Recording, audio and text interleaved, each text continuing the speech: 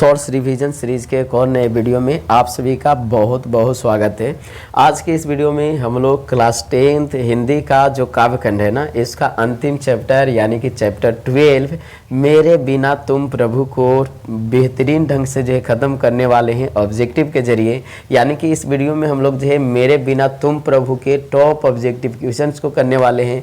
अगर इस वीडियो पे पहली बार आए हैं बच्चे तो हम आपको बता दें, सदा की भांति कम समय में हम लोग जो है ज़्यादा ऑब्जेक्टिव को कवर कर रहे हैं। अगर आप इस वीडियो को देख नहीं सकते तो आप किसी काम को करते हुए सिर्फ हेडफोन को लगा करके अगर सुन भी लीजिएगा तो सारा जो है आपको जो है ऑब्जेक्टिव याद हो जाएगा। तो जा करके पूरा प्लेलिस्ट आप इसे देख सकते हैं। चलिए हम लोग जो क्वेश्चन की ओर चलते हैं। मेरे बिना तुम प्रभु शीर्षक कविता किसके द्वारा भाषांतरित की गई है?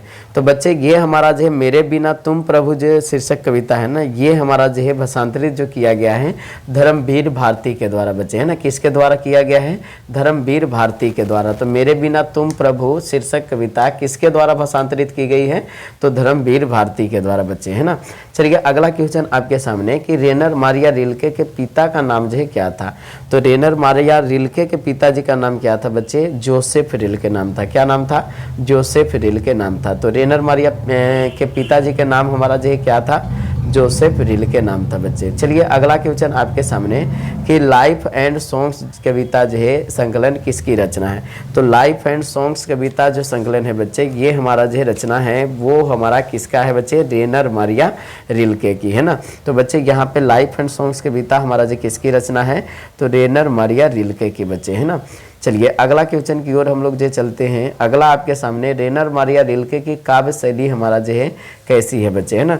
तो रेनर मारिया रिल्के की अगर जो है काव्य शैली की बात किया जाए तो ये गीतात्मक काव्य शैली में गाते हैं है ना। तो यहाँ पे हमारा जो है राइट आंसर क्या हो जाएगा? गीतात्मक हो जाएगा। चलिए अगला क्वेश्चन आपके सामने कि हमारा जो है रेनर मारिया रिल्के किनके चरणों में छाले पड़ जाने की बात करते हैं? तो बच्चे यहाँ पे रेनर मारिया रिल्के जो है ये हमारा जो है किनके हमारा जो है छाले पड़ जाने की बात करते हैं चरणों में?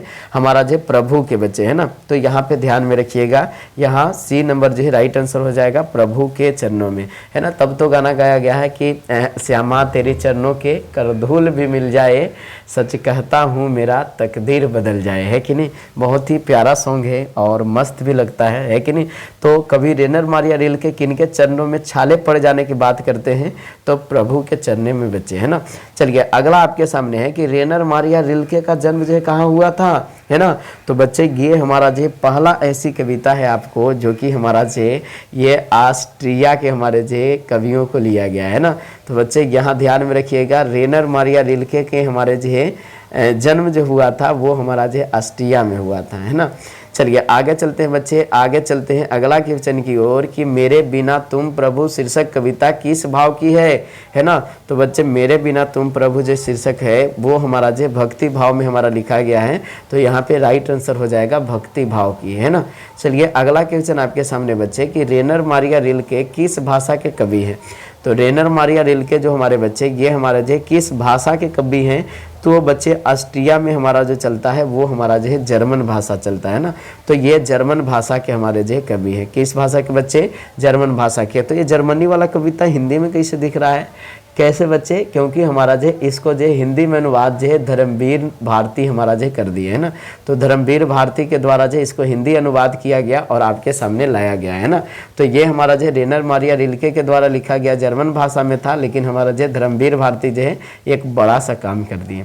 चलिए आगे चलते हैं। अगला क्वेश्चन आपके सामने कि मेरे बिना तुम प्रभु किस कवि की रचना है ना। तो मेरे बिना तुम प्रभु जो है ना ये रेनर मारिया रिल्के की रचना है। तो यहाँ पे ध्यान में रखिएगा रेनर मारिया रिल्के है ना।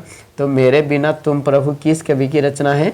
तो रेनर मारिया रिल्के की रचना है बच्चे। चलिए आगे चलते हैं। अगला क्वेश्चन आपके सामने कि दूर की चट्टानों की ठंडी गोद में किस कवि की पंक्ति है बच्चे है ना। तो ये हमारा जो है दूर की चट्टानों की ठंडी गोद में हमारा जो है ये रेनर मारिया रिल्के की कविता का हमारा जो बच्चे ये पंक्ति है। ध्यान में रखिएगा मेरे बिना तुम प्रभु के है ना। चलिए आगे चलते हैं। अगला क्वेश्चन आपके सामने कि मेरे बिना तुम प्रभु किस भाषा में अनुवादित है बच्चे? तो बच्चे ये हमारा जो है आपको पता ही था कि ये हमारा जर्मन भाषा में हमारा जो अनुवादित था। तो ये हमारा जो किस मतलब जो भाषा में अनुवादित है? तो हमारा जो जर्मन भाषा में, इससे हमारा जो हिंदी में लाया गया है ना। चलिए अगला क्वेश्चन आपके सामने कि रेनर मारिया रिल्के किस देश के कवि हैं, है ना। तो रेनर मारिया रिल्के जो है ये किस देश के कवि हैं बच्चे, तो जर्मनी के, है ना। ये कहाँ के हैं, जर्मनी के कवि हैं, ध्यान में रखिएगा, है ना। तो बच्चे इनका जन्म तो ऑस्ट्रिया में हुआ है, लेकिन ये जर्मनी में बसे और जर्मनी के कवि जो है माने जाते हैं, है ना। चलिए आगे चलते हैं बच्चे, अगला क्वेश्चन आपके सामने कि हमारा जो रेनर मारिया रिल्के का जन्म जो है कब हुआ था। तो रेनर मारिया रिल्के का जो जन्म होता है बच्चे वो हमारा जो 1875 ईस्वी में, कब हुआ था, 1875 ईस्वी में। रेनर मारिया रिल्के का जन्म कब हुआ था, 1875 ईस्वी में। चलिए अगला क्वेश्चन, किसका संदार लवादा गिर जाएगा, है ना। तो बच्चे किसका संदार लवादा जो है गिर जाएगा, तो ये हमारा जो है प्रभु का, है ना। प्रभु का जो है संदार जो है लवादा गिर जाएगा। यहाँ पे राइट आंसर हमारा जो है हाँ प्रभु का हो जाएगा। चलिए अगला क्वेश्चन आपके सामने कि भगवान की कृपा दृष्टि कहाँ विश्राम करती थी। तो भगवान की कृपा दृष्टि जो है बच्चे ये हमारा जो कहाँ विस्तार करती थी, हमारा जो है कब्बी के कपोलों पर, है ना। किस पे बच्चे, कब्बी के कपोलों पर, है ना। तो भगवान की कृपा दृष्टि कहाँ विश्राम करती थी, कब्बी के कपोलों पर बच्चे, है ना। चलिए अगला क्वेश्चन आपके सामने कि हमारा जो है कवि रिल्के के अनुसार मनुष्य के बिना किसका अस्तित्व ना रहेगा, है ना। तो बच्चे रिल्के के अनुसार ये कहना है कि मनुष्य अगर ना हो तो हमारा जो ईश्वर भी हमारा नहीं रहेंगे और ईश्वर का भी अस्तित्व नहीं रहेगा। ए नंबर ऑप्शन यहाँ पे ईश्वर हो जाएगा, है ना। तो रिल्के के अनुसार मनुष्य के बिना किसका अस्तित्व न होगा, तो बच्चे ईश्वर का न होगा, है ना। चलिए ध्यान में रखिएगा। चलिए अगला क्वेश्चन आपके सामने कि कवि रिल्के के अनुसार ईश्वर को सर्वशक्तिमान के रूप में किसने प्रतिष्ठित किया बच्चे, तो ये हमारा जो है राइट आंसर हो जाएगा मनुष्य ने, है ना। तो कवि रिल्के के अनुसार जो है ईश्वर को सर्वशक्तिमान के रूप में जो है किसने प्रतिष्ठित किया, तो वो हमारा जो है मनुष्य है। चलिए अगला क्वेश्चन आपके सामने, लेकिन बच्चे अगर आप यहाँ तक आ गए हैं तो अभी पैकेट से निकालिए, इस वीडियो को लाइक कर दीजिए। और जो बच्चे अभी तक जो पढ़ाई कर रहे हैं और चाह रहे हैं कि पूरा साल भर का हमारा जो है लिखा हुआ हैंड रिटन नोट्स आपको जो है मिल जाए, तो इसके लिए आपको जो है 6203216005 इस नंबर को सक्सेस स्टार इंस्टीट्यूट से सेव करना है। और इस नंबर को सेव करने के बाद आपको जो है इस पर मैसेज करना है। जो भी प्रावधान होगा आपको बताया जाएगा कि कितना में मिलेगा, क्या है क्या नहीं है, जा करके जो है मैसेज जरूर कीजिएगा। चलिए हम लोग जो है अगला क्वेश्चन देखते हैं कि रिल्के ने कहाँ के साहित्य के संवेदनात्मक भाषा से प्रभावित किया है ना। तो बच्चे ये हमारा जो कहाँ के साहित्य था, हमारा जो यूरोप के साहित्य है ना। तो रिल्के ने कहाँ के साहित्य से हम लोग को संवेदनात्मक भाषा से प्रभावित किया है, तो यूरोप के बच्चे, है ना।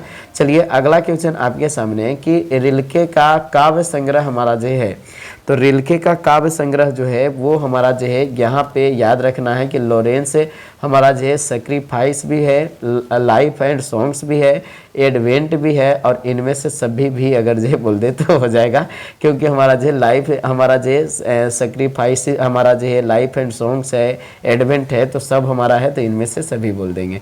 चलिए अगला क्वेश्चन आपके सामने बच्चे कि रेनर मारिया रिल्के का निधन जो है कब हुआ। तो ये बेचारे दुनिया को छोड़ करके भी चल गए हैं 1926 ईस्वी में, है ना। तो दिसंबर 1926 याद रखिएगा रेनर मारिया रिल्के की निधन हुई थी बच्चे।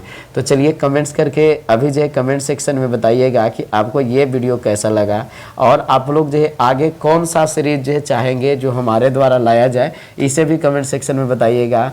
कैसा लगा ये वीडियो, मिलते हैं अगले वीडियो में अगले नए अंदाज के साथ, तब तक के लिए बाय।